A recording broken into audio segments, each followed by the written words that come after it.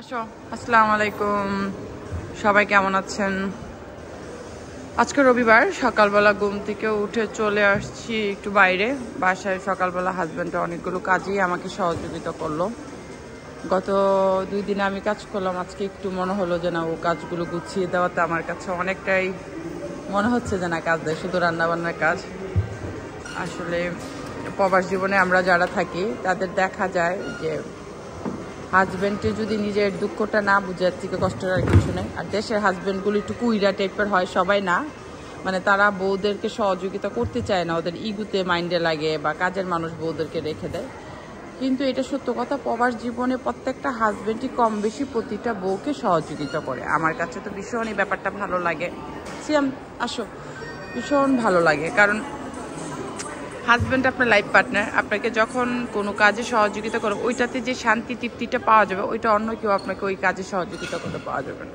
তো আলহামদুলিল্লাহ আমি এই দিক দিয়ে অনেক লাকি বলতে পারি। আমি না, মোটামুটি যারা আমি আমার আশেপাশে যারা আছে, চলো বাবা, যারা আছে তাদেরকে আমি দেখি যে প্রত্যেকটা ভাই মানে ভাবিদেরকে খুব কাজে হেল্প করে বা ছোট ছোট ব্যাপারগুলো অনেক সাপোর্ট করে। বাট এটা তো একটা ভালো দিক, প্রতিটা হাজব্যান্ডের উচিত প্রত্যেকটা ওয়াইফকে সাপোর্ট করা। সিয়াম বেনি তো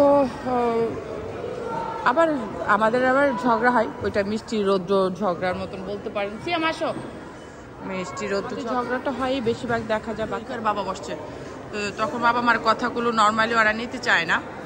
আর এদেশে স্কুলগুলো তো দেখবেন বাচ্চা কাচ্চাকে এটা যখন বড় হয় বোঝানো হয় যে তোর লাইফ, তোর জীবন, তুই তোর মতন করে বাঁচতে শিখবে, এরকম একটা কিছু, মানে ওদেরকে ছোটোবেলা থেকে ব্রেনটা ওয়াশ করে ফেলে। তো যার কারণে বাচ্চা কাচ্চা অনেক সময় কথা শুনতে চায় না। আর ওই ব্যাপারগুলো নিয়ে দেখা যায় যে আমার হাজব্যান্ডের সাথে আমার অনেক সময় মুখে অনেক কথা কাটাকাটি হয় বা তর্ক হয়। বাট এমনিতে আল্লাহর আলহামদুলিল্লাহ আছে না, যে অনেক হাজব্যান্ড আছে বউয়ের দুষ ধরে, মানে সারাদিন চলাফেরা নিয়ে, ওই দিক দিয়ে আলহামদুলিল্লাহ আমি অনেক শান্তিতে আছি। ডেকোরেশনটা সুন্দর, পাতা দিয়ে করছে। তো আমাদের তো প্রতিদিন সকালে কোনটা খাবো চিন্তা করতেছি, এইটা খাবো, এইটা দিছ ভালো হয়েছে। আচ্ছা, আমার জামাই আমার জন্য এটা দিয়ে দিচ্ছে, এটা অনেক মজার, ভিতরে চকলেট থাকে, কফি দিয়ে খেতে খুব ভালো লাগে। না এটা দিও না, শুরু এটা দিও না, এটা একটা দাও। ক্যারামা ক্যারামানে জিজ্ঞাসা করো, ক্রিম বা ক্যারামা। না মানমাতা খাইতো না, ক্রিমটা খাইবো। ক্রিম, এটা তো পিজার প্রাইস লেখা, এটা তো Questo è crema? Di bosco. Crema qua? Quella è crema. ওকে, এটা দে। Una questa. Cappuccini bollenti senza schiuma. Allora, uno cioccolato, uno con la crema? Detto uno altro cioccolato e uno altro crema. E una con la crema. Va benissimo. Ancora di cipolla? এটা দাও, এটা এটা বাচ্চা খাবে না। Questo? C গ্রাzie। আসো চলো। তো ওয়াইস অর্ডার দিল, তো এই ব্যাপারগুলো নিয়ে ওর সাথে অনেক সময় একটু না প্রতিদিনই আমাদের হয়। আমরা অনেক সময় নারীরা মনে করি এই ব্যাপারগুলোই মনে হয়তো বা স্বাভাবিক না, কেন আমাকে এটা বললো ওইটা বললো। একটা কথা কি জানেন, দিন শেষে স্বামীর সংসারে থেকে যে সম্মানটা আপনি পাবেন, দুনিয়াতে কোথাও গিয়ে মানে ওই সম্মানটা পাওয়া যায় না। যে যত কথাই বলো, দায়িত্ব নেওয়াটা অনেক বড় কঠিন একটা ব্যাপার। সবাই আসলে দায়িত্ব পালন করতে পারে না, ভালোবাসাটা দেখাইতে পারে, কিন্তু আমরা মেয়েরা আসলে এই ভালোবাসাটা খুঁজি, দায়িত্বটাকে আমরা গুরুত্ব দিই না। কিন্তু আমার কাছে ব্যক্তিগতভাবে মনে হয় দায়িত্বটা ইম্পর্টেন্ট, ভালোবাসা তো সবাই দেখাতে পারে। কি বলেন আপনারা? খাও, মজা। ওকে, এটা মাম্মার। Okay okay, thank you thank you. Grazie. Prego. কফিটা মনে হয় একটু কম হইলো, অন্য জায়গায় কফিটা বেশি থাকে, এখানে মনে হচ্ছে কফিটা একটু কম, বাট গরম আছে। আমরা আরেকটা জায়গায় গেছিলাম কফি খাওয়ার জন্য, বাট ওইখানে যাওয়ার পরে গিয়ে দেখি ওই দোকানটা ক্লোজ, মানে আজকে রবিবার, ওইখানে বন্ধ। পরে ঘুরতে ঘুরতে এখানে আসলাম। এই জায়গাটা আমার ভালো লাগে, প্লেসটা ভালো লাগে।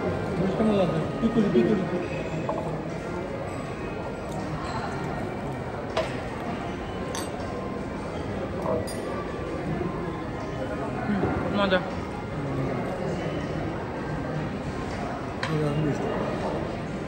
ওদের এখানে খেতে আসলাম। এখানে আমার রেগুলার খাওয়া হয় না, মাঝে মধ্যে খাওয়া হয়, বাট কফির পরিমাণটা অনেক কম ছিল। আবু চিনি দিয়ে কি করতেছে এগুলো? তো করে না বাবা, প্লিজ চিনি দিয়ে করে না, আর দেয় না, প্লিজ খাও। এখন ভিউজটা শেষ করো, তুমি ভিউজটা শেষ করো।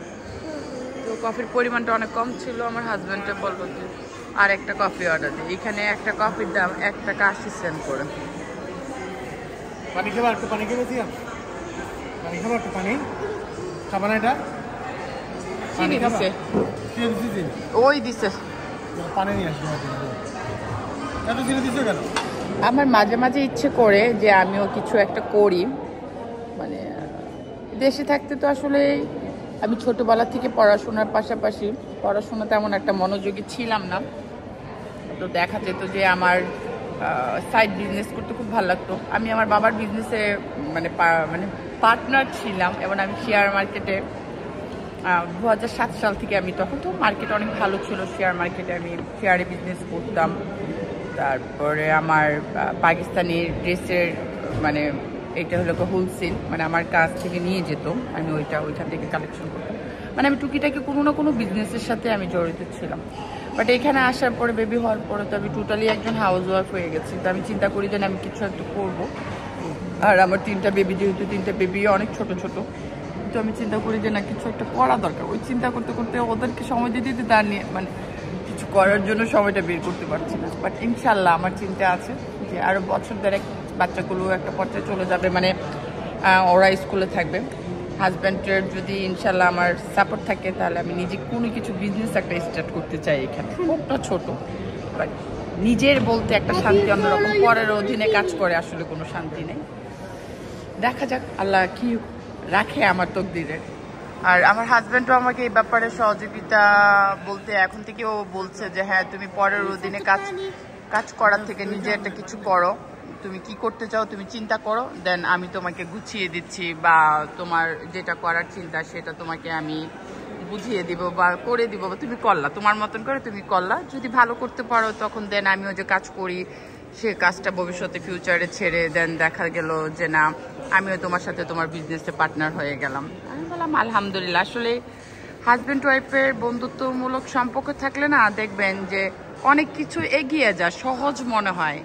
আপনার হাজব্যান্ড যদি একটু ক্রিটিক্যাল টাইপের হয় যে না তুমি এটা কেন করবা বা এটা তোমার করতে পারবা না, এরকম কোনো কিছু, তখন দেখবেন মেয়ে মানুষ মানে অল্পতে অস্থির আর অশান্তি তার ভিতরে একটা কাজ করে। কারণ একটা হাজব্যান্ড একটা মেয়ের জন্য একটা বরকত, আবার একটা ওয়াইফও একটা হাজব্যান্ডের জন্য বরকত। একজন আরেকজনকে সবচেয়ে বড় জিনিস মেন্টালি সাপোর্টটা করবে। এটা তোমার, এই যে তোমার এটা চিনি দিও, চিনি বেশি দিও না, একটা চিনি দিও। এটা হট কিন্তু হট না হট।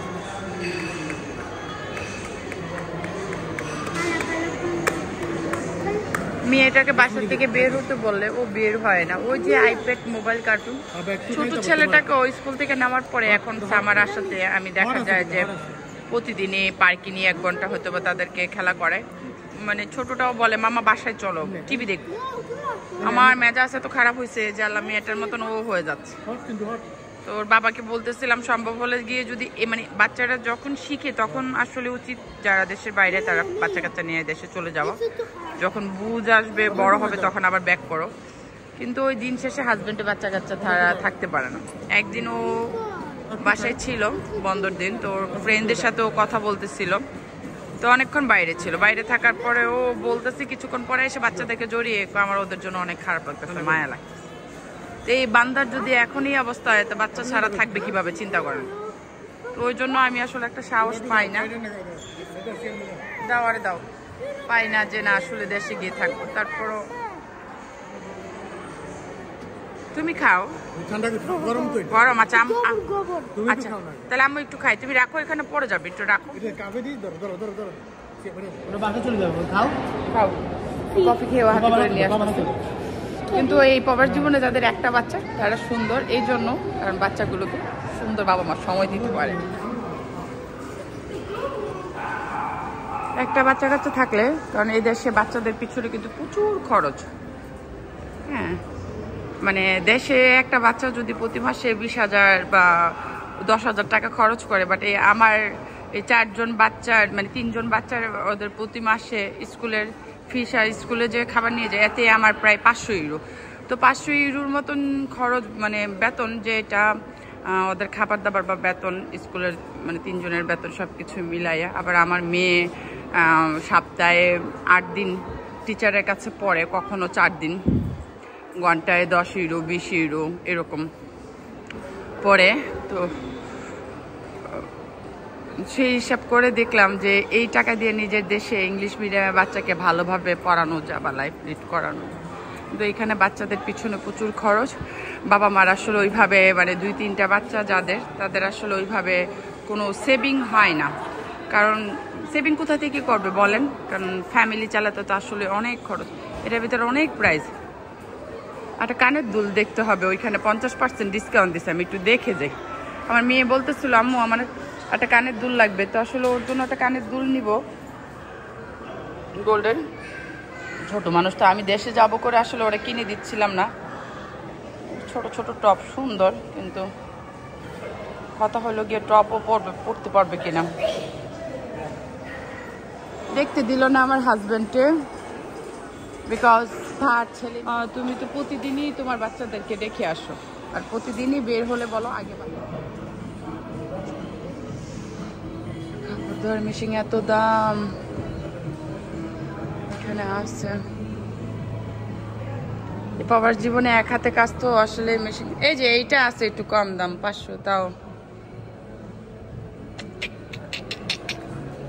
চিন্তা করে পারতেছি না। আমি আরো 300 ইউরো বাজেট ধরে রাখছি। আমি আমার হাজবেন্ডের বলতেছি আচ্ছা ঠিক আছে 300 ইউরো একটা মিস্ত্রি দেশে মানে ডাকাবো ওদেরকে, মানে জাস্ট ওরা দেখবে যে এটা ঠিক আছে কিনা। তো ওইটার জন্য ও আমার কাছে 40 ইউরো চাইছে। হ্যাঁ, মানে ও শুধু দেখে যাবে। তখন আমি আরো আমার জামাইরে বললাম না, এটার দামটা 350 ইউরো কম আছে, কিন্তু কথা হলো গিয়ে আমার স্পেস একেবারেই কম, 10 কেজির মতন স্পেস কম। এটা লোক 6 কিলো, যেটা আছে 260 ইউরো। কিন্তু দেখছেন কাপড়ের স্পেস একেবারেই কম। না হলে এরকমই কমের মাঝে একটা নিতে হবে, কিচ্ছু করার নেই। কাপড় ধুইতে আসলে অনেক কষ্ট হয় হাত দিয়ে, ভারী কাপড়গুলো তো ধোয়া যায় না। এটা 7 কিলো, মানে মোটামুটি আপনার 500 ইউরো। আমার 300 ইউরো বাজেট, কিন্তু এইখানে দেখতেছি 300 ইউরো বাজেটের কোনো কিছুই নাই।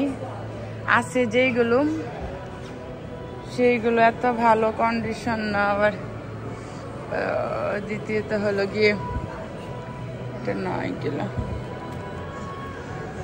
না, আমার মনে হয় না আমি নিতে পারবো এই মাসে। এটার আবার দাম কম আছে, 300 ইউরো আমার বাজেটের মাঝে। কিন্তু দেখুন স্পেস একেবারে কম, তারপরে নিয়ে যেতে হবে একটা, কিছু করার নাই। নাই মামার থেকে কানা মামা ভালো। চিন্তা করতেছিলাম যে দেশে গেলে আমার শাশুড়িরও একটা কিনে দিয়ে আসতে হবে, কারণ ওই যে আম্মা কাপড় চোপড়, আম্মার কাপড় চোপড় আমি দেখছি যে আম্মা নিজেই ধুইয়া ফেলে, এবং আমি গেছি আমার কাপড় চোপড় আমার শাশুড়ি ধুইয়া দিছে।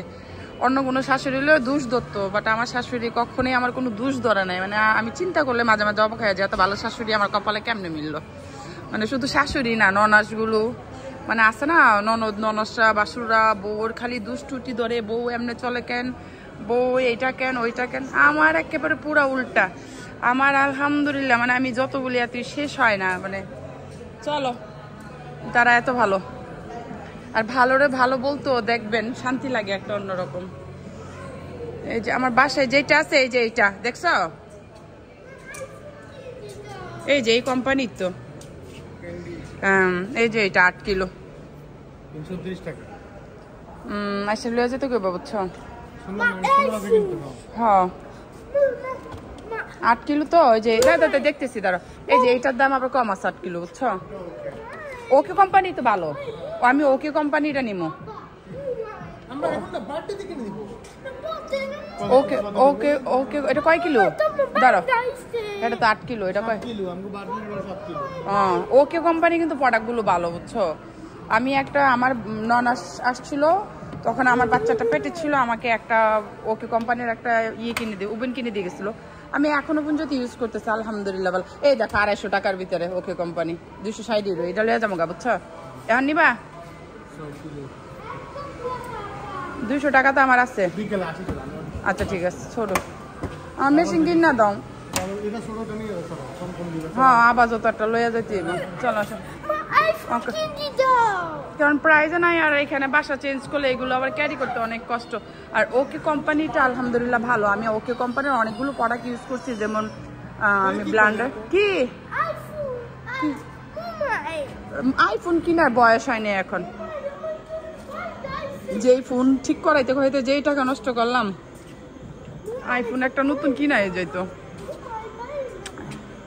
এটা 7 কিলো এটা বড় কিন্তু এটার আবার দাম বেশি ওই ওকে কোম্পানি নিয়ে যাবো একটা চলো আইফোন কিছু বার্থডেতে এমন করে কেন আইফোন মোবাইল তো এখন তোমার মোবাইল আসে না বাসায় তো যাই বাসায় যাই ছোট বাচ্চা দুইটা বাসায় চলো ওকে আপনারা সবাই ভালো থাকবেন আল্লাহ হাফেজ আজকে ব্লগটা এই পর্যন্তই চলো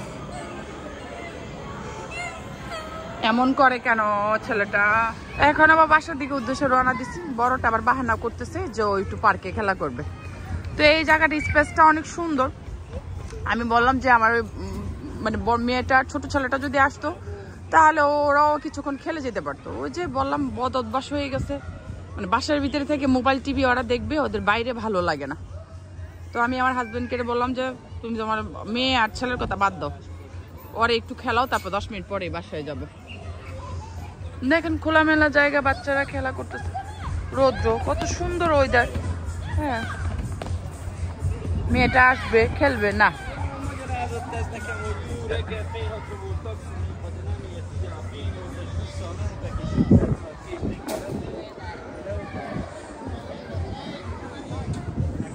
বাবা চলো আপু কান্না করতেছে আমরা আবার আসবো বাসায় গিয়ে আমার রান্না করা লাগবে প্লিজ শোনা বাচ্চা চলো কান্না করো না চলো বাসায় চলো আসো আমরা আপুরে আর ভাইয়াকে নিয়ে এখানে আসবো কে চলো আসো শোনা বাচ্চা না তুমি গুড বয় তো তুমি তো লক্ষ্মী ছেলে যাও তুমি বুঝো মার্শাল্লাহ তোমার নিয়ে এই জন্য বের হয়ে মা চলো চলো চলো চলো চলো চলো বাই বাই বাই